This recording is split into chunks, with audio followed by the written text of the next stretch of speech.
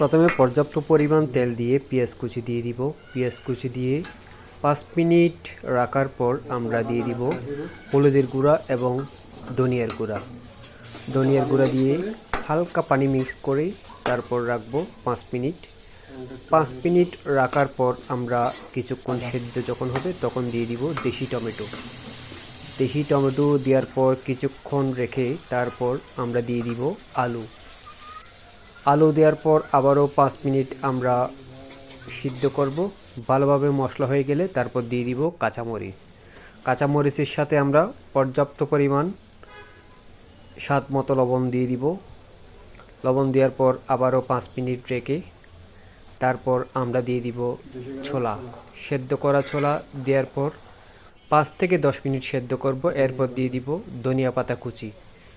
ধনিয়া পাতা কুচি দেওয়ার পর 5 মিনিট রেখে তৈরি হয়ে গেল আজকের ছোলা।